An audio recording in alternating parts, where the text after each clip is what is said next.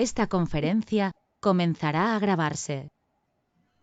Hola, buenas noches. Bueno, queremos darles una muy cordial bienvenida a la presentación de este seminario sobre el testimonio y el análisis de la credibilidad, que este año es el quinto año consecutivo del dictado de este seminario y nos vamos a abocar en particular al estudio de la aplicación del análisis de la credibilidad del testimonio en víctimas con algún tipo de discapacidad intelectual. Si bien años anteriores hemos venido trabajando el análisis de la credibilidad del testimonio en diferentes aplicaciones, tales como en las falsas denuncias, como fue el año pasado cuando trabajamos con la corte anterior, el tema de las falsas denuncias, las falsas alegaciones dentro de los contextos forenses. Años antes hemos trabajado sobre las especificidades que adquiere esta técnica de validación del testimonio, que como ustedes van a ver durante el desarrollo de este seminario, no se trata de una técnica evaluativa digamos, del testigo o de la persona que tenemos en situación de evaluación, sino que se trata de una técnica de evaluación pericial que nos permite trabajar a los peritos con la cantidad de elementos que constituyen el expediente judicial, ¿sí? Esto lo vamos a desarrollar con más detalle durante el desarrollo del seminario.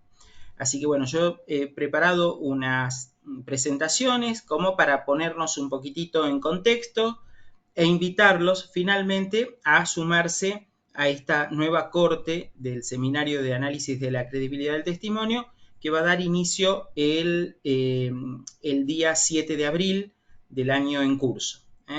Así que bueno, vamos a comenzar entonces. Bien, muchas veces hablamos sobre el testimonio y el análisis de la credibilidad del testimonio. En este curso nos vamos a abocar puntualmente en la primera parte del curso a trabajar sobre el concepto que manejamos, los paradigmas que manejamos sobre el fenómeno del abuso sexual infantil.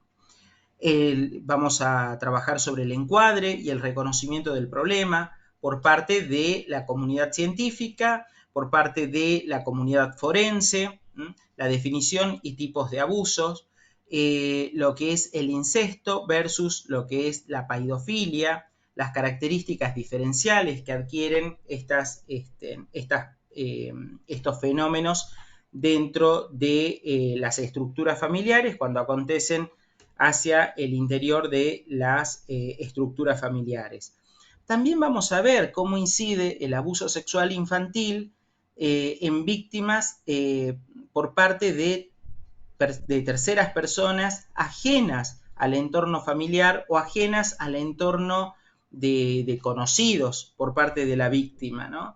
En donde la dimensión del abuso allí adquiere otras connotaciones que no las tiene, digamos, lo que es un abuso sexual intrafamiliar, en donde donde se juegan otras variables que entran en interacción y que complejizan mucho más cuando tenemos que trabajar sobre la credibilidad del relato, porque se juega nada más ni nada menos que un factor y un componente que no es menos importante que el abuso, que tiene que ver con los afectos por parte de la víctima en relación a el autor.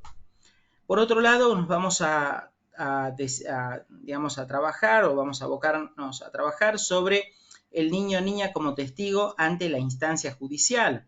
Ustedes saben que muchas veces es materia de debate dentro de nuestras prácticas forenses hablar si la declaración en cámara Gesell, que como todos ustedes sabrán, es un anticipo jurisdiccional. Esto quiere decir que es un anticipo de prueba judicial. Muchas veces entramos en esa disputa entre los psicólogos y los magistrados, en si la cámara Gesell es un dispositivo clínico, si es un dispositivo judicial, y vamos a decir que es un dispositivo que tiene una aplicabilidad para la toma del testimonio. Entonces, la cámara Gesell en esa instancia deja de funcionar para nosotros, por más que seamos profesionales de las ciencias del comportamiento, deja de funcionar como un dispositivo clínico forense para transformarse en un dispositivo que nos permita tomar, digamos, la declaración, nos permita tomar un testimonio por parte de un niño o niña o adolescente en la instancia judicial. ¿Sí? Entonces esto hace que tenga y adopte nuestra práctica ribetes diferenciales y que hay que poder trabajarlo. Por eso es que el encuadre del niño o la niña como testigo en la instancia judicial requiere de un encuadre específico, donde tenemos que estudiar las variables que muchas veces pueden llegar a condicionar el testimonio, la entrevista, las formas de entrevista con las que se lleva a cabo la toma testimonial. Ustedes van a ver durante el desarrollo de este seminario que gran parte del material con el que nosotros vamos a trabajar para poder determinar sobre la credibilidad y la validez de un testimonio es el que vamos a obtener a partir de la declaración que produce el niño o la niña en el dispositivo de cámara Gesell. Entonces es de suma importancia saber cómo se ha tomado esa entrevista, cómo se llevó a cabo la entrevista, si hubo o no hubo inducción por parte del profesional forense, si hubo o no hubo sugestionabilidad por parte del niño o niña que está prestando este tipo de declaración. Bueno, todo esto son factores más que importantes a considerarse al momento en que vamos a llevar a cabo esta evaluación. Las estrategias y las pautas de intervención dirigidas a minimizar siempre la victimización secundaria. Después vamos a ver de qué se trata. Muchos de ustedes seguramente ya conocen de cuando hablamos de victimización secundaria o cuando hacemos referencia a la revictimización, ¿sí? Entonces, saber de qué estamos hablando cuando hacemos referencia a eso. Porque otra de las cuestiones con las que nos vamos a dar muchas veces en nuestras prácticas es que con este latiguillo, si ustedes me permiten el término, de evitar la revictimización, muchos magistrados, fiscales, defensores pretenden que no se profundicen en determinados aspectos de las entrevistas periciales. Y nosotros tenemos que saber, colegas, que nosotros somos peritos, no somos profesionales que estemos militando ni por la víctima ni por el autor. Somos profesionales de las ciencias de la conducta y en tanto y en cuanto nos interesa saber acerca del funcionamiento del estado psíquico, tanto en una víctima como en un autor.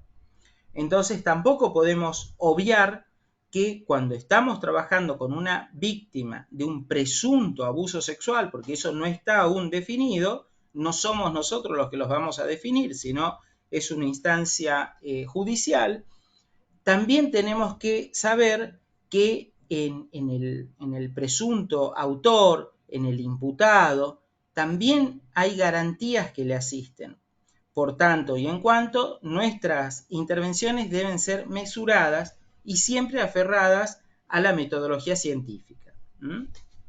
Bien, entonces vamos a continuar.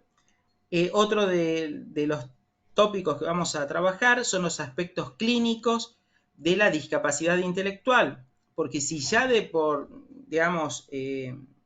sí tenemos que la problemática del análisis de la credibilidad del testimonio torna como bastante dificultosa la credibilidad cuando estamos hablando de un niño o niña que tiene recursos de afrontamiento psíquicos, que tiene una capacidad de lenguaje fluida y demás, que muchas veces se descree, muchas veces se pone en duda el testimonio infantil, mucho más cuando estamos hablando de una víctima con discapacidad intelectual que pueden tener limitaciones en el lenguaje, limitaciones motrices, limitaciones auditivas, ni qué hablar en cuanto a el acceso, digamos, a la instancia simbólica, ¿no? Entonces, todo eso torna, digamos, o todos estos factores tornan más dificultosa la labor del perito al momento de llevar a cabo la evaluación. Vamos a trabajar en otro de los tópicos, el acceso a la justicia penal, tanto de niños y niñas y adolescentes con discapacidad intelectual, el marco jurídico de la intervención con víctimas de discapacidad intelectual, la función del apoyo para el paso de niños y adolescentes con discapacidad por el sistema policial y judicial, las pautas de actuación ante la sospecha de abuso sexual infanto-juvenil, los diferentes factores de vulnerabilidad, las declaraciones de las víctimas con discapacidad y la identificación de agresores y la aplicación de los diferentes protocolos de actuación. Por otro lado, la valoración pericial de la credibilidad del testimonio. Vamos a abocarnos a estudiar los antecedentes de la hipótesis de Handuch, que es uno de los autores cuando hablamos del análisis de la credibilidad del testimonio, el análisis del contenido de la declaración basado en criterios, estudio de los 19 criterios que componen la técnica del CBCA, los criterios externos que inciden en la declaración del niño o la niña, la valoración final de la credibilidad del relato, el estudio y análisis de casos prácticos. Durante todo el dictado, colegas, del seminario, vamos a trabajar con casuística real, con casuística aportada por quien les habla. Les pido disculpas, no me presenté, mi nombre es Gabriel Etay, soy psicólogo especialista en psicología forense, y bueno, he trabajado muchos años en el ámbito del Ministerio Público Fiscal como perito forense oficial y bueno, desde el año pasado me aboco únicamente a la actividad en el departamento pericial de la Asociación de Psicología Jurídica y Forense. Dicho departamento tiene el nombre de Diagnosis y trabajo únicamente, digamos, de manera particular. Bueno, esto al margen, era nada más que para presentarme, porque no me presenté con ustedes. Soy docente universitario y docente en diferentes instancias e instituciones, tanto nacionales como extranjeras. Así que bueno, espero que podamos estar trabajando de manera conjunta con ustedes, con mucho entusiasmo. La verdad que las cortes anteriores siempre tuvieron mucha participación, hubo mucha interacción en todo lo que hace al dictado del seminario. Si bien vamos a continuar ahora con la presentación, les quiero comentar que el seminario tiene la modalidad de un dictado online, es decir, que se dicta de manera sincrónica los días, creo que van a ser los días jueves, a las 20:30 horas de Argentina, con una frecuencia semanal, es decir, que nos vamos a ver todos los jueves. No obstante, también está previsto que aquellos que no puedan unirse a las clases sincrónicas lo puedan hacer con posterioridad a las clases que van a quedar videograbadas en el aula virtual, ¿sí? Pero la idea es que podamos seguir en interacción, que ustedes puedan plantear inquietudes, dudas, aportes a través del sistema de foros en el aula, ¿sí? Así que bueno, vamos a continuar entonces.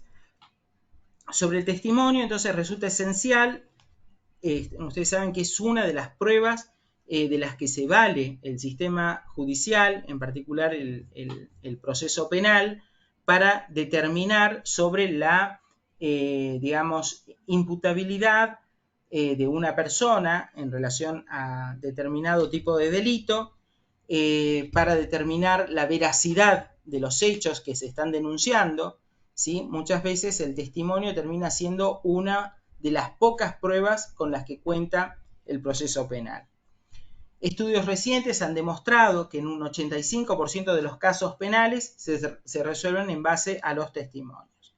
La prueba testimonial debe ser valorada según los principios impuestos por la sana crítica racional, según las reglas de la lógica y en particular de la psicología. Todos podemos testificar. Toda persona física es capaz de atestiguar. Su credibilidad es lo único que se torna materia de debate en un juicio, ¿sí? Como ustedes habrán visto, bueno, en estas últimas semanas lo que han sido las instancias del juicio que se llevó a cabo tras la muerte del joven Baez Sosa.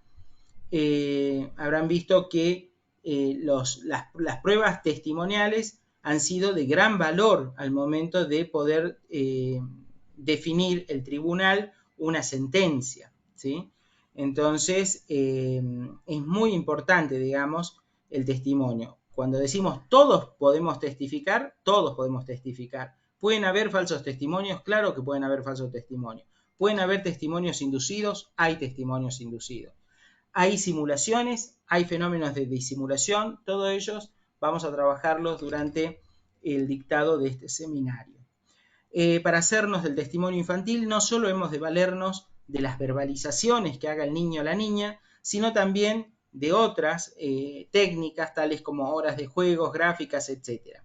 Tengan presente, colegas, que cuando nosotros trabajamos para aplicar la valoración del análisis de la credibilidad del testimonio, no estamos aplicándolo directamente al niño o la niña que tenemos enfrente. Es lo que nosotros vamos a trabajar después, cuando, munidos del expediente judicial y de las pericias obrantes, es donde nosotros recién vamos a poder aplicar el protocolo del análisis de la credibilidad del testimonio. Quiero recordarles también a los colegas que todos aquellos alumnos que se matriculen, que cursen el seminario, van a adquirir con el mismo valor de la matrícula y las cuotas que van a ir abonando mensualmente, la versión electrónica de la técnica del CBCA, que se les va a enviar a cada uno de los matriculados para que las puedan instalar en sus dispositivos, ¿sí? Pero para poder aplicar de manera correcta la técnica es muy importante conocer, digamos, todo lo que tiene que ver con el procedimiento y que es lo que nosotros vamos a trabajar durante el desarrollo de este seminario. Bien, los objetivos del testimonio infantil: concluir, si es posible, que el testimonio infantil acerca de un hecho presuntamente delictivo, objeto de investigación, pueda constituirse en un elemento de prueba que por su veracidad sirva para fundamentar las distintas conclusiones, tanto provisionales como definitivas. Evaluar no solo su capacidad, sino también para establecer el grado de veracidad de sus dichos. Las características del testimonio infantil siempre, digamos, adquiere como ciertas, particularidades al momento en que analizamos el testimonio infantil. Tenemos que saber que nos vamos a encontrar frente a un testimonio que va a estar condicionado por la memoria episódica, que es muy diferente a la del adulto, la memoria episódica en el niño, ¿sí? En donde siempre vamos a tener que hacerle algún tipo de referencia en relación a, por ejemplo, qué estaba haciendo en ese día, si ese día había ido a la escuela, si, no sé, si era el cumpleaños de alguien, etc. Conocimientos previos son fundamentales para poder relatar la experiencia, ¿sí? Conocimientos previos, estamos hablando de la psicosexualidad, ¿sí? De esto también nos vamos a abocar durante el desarrollo del seminario. Las limitaciones en el lenguaje, las dificultades para diferenciar los hechos reales de los hechos imaginados. Bueno, como les decía, nos va a servir de mucho tanto las entrevistas libres, las técnicas proyectivas, las técnicas gráficas, como las técnicas lúdicas. Hay que diferenciar lo que es la veracidad de lo que es la credibilidad. La veracidad de los dichos de un testigo va a depender siempre de la correspondencia que haya entre sus afirmaciones y lo que realmente sucedió. Ese es el dato objetivo, ¿no? En tanto que la credibilidad es la convicción de cada sujeto con la que el sujeto presta el testimonio. Esto sería más bien un dato subjetivo. Ambos componentes son importantísimos al momento de la valoración de la credibilidad del testimonio. En los factores de la producción del testimonio vamos a tener la incidencia tanto de los factores situacionales, los factores personales, sexo, edad, coeficiente intelectual, nivel de estrés, y por otro lado el sistema judicial, que es el lugar en el que se toma la declaración y las diferentes modalidades. En el marco teórico de la credibilidad, esto es una muy breve reseña para que la tengan presente, fue el alemán Stern quien iniciara la investigación experimental sobre la confianza del testigo en sus declaraciones. Manzanero y Dijes efectuaron un esquema para la valoración de la credibilidad de un testigo, que es muy sencillo, donde dice, bueno, ¿miente un testigo? Si es no, se toman en consideración. Si es sí, se desecha el testimonio, ¿no? Pero bueno, esto es nada más que los inicios de poder comenzar a valorar un testimonio. En los métodos de análisis de la credibilidad vamos a ver uno de los módulos del seminario, vamos a ir viendo los diferentes métodos que la comunidad científica pretendió aportar para el análisis de la credibilidad. Tanto la credibilidad mediante el uso de técnicas psicofisiológicas, la credibilidad de las manifestaciones no verbales, la credibilidad del relato verbal. Bueno, cada una de ellas va a ser un punto de trabajo dentro de nuestro seminario, ¿no? Bueno, en la evaluación de la credibilidad del relato verbal, Hundich estableció que se debe distinguir entre el aspecto cognitivo y el aspecto motivacional a la hora de realizar un estudio científico de la credibilidad de las declaraciones. Dos aspectos básicos. Por un lado, la capacidad del sujeto para decirnos lo que realmente vivió como real, considerándose aquí su capacidad para recordar los detalles, lo que nosotros conocemos como memoria. Su habilidad verbal para expresar los detalles con precisión. En eso tenemos en cuenta la expresión y la riqueza verbal y la inteligencia o los aspectos cognitivos. Y su resistencia a las influencias exteriores que hayan podido contaminar su recuerdo. Esto es la condición o la predisposición a la sugestionabilidad. La voluntad del sujeto para desear poder expresar lo que realmente él experimentó. La finalidad de la evaluación de la credibilidad nunca va a ser la de determinar la honestidad de un testigo, sino básicamente la de aplicar criterios científicamente validados, determinados, que nos permitan conocer la credibilidad de la declaración emitida. Hundich afirma que los relatos de las víctimas de agresión o abuso sexual difieren mucho de los relatos que pudieran llegar a ser imaginados o creados. Vamos a ver tanto los detalles y los criterios. Los detalles se recogen en forma de criterios, es decir, de variables predictoras del grado de credibilidad final del relato. A más presencia de los criterios predictores, mayor es el grado de credibilidad del relato expresado. Bien, la importancia de considerar los siguientes aspectos: la intensidad en las manifestaciones, ¿no? A través del grado de relevancia de los criterios, el número de detalles, la capacidad de la persona, tanto en su capacidad de lenguaje, edad, inteligencia, imaginación, conocimiento y experiencia, y las características de los sucesos a través de, digamos, el estudio de la relevancia, de la complejidad y la impresionabilidad. Bien, colegas, hasta aquí una muy acotada reseña de lo que vamos a trabajar durante el dictado de este seminario, de esta nueva edición del seminario de análisis de la credibilidad del testimonio, donde esperamos contar con ustedes para poder poner en funcionamiento esta nueva corte en este quinto año consecutivo de realización del seminario. Así que bueno, yo voy a habilitar ahora por si hay alguna consulta por parte de alguno de los asistentes en este momento, y si no, las vamos a dejar en las reseñas del video los correos electrónicos a través de los cuales nos pueden contactar para solicitar mayor información acerca de el seminario.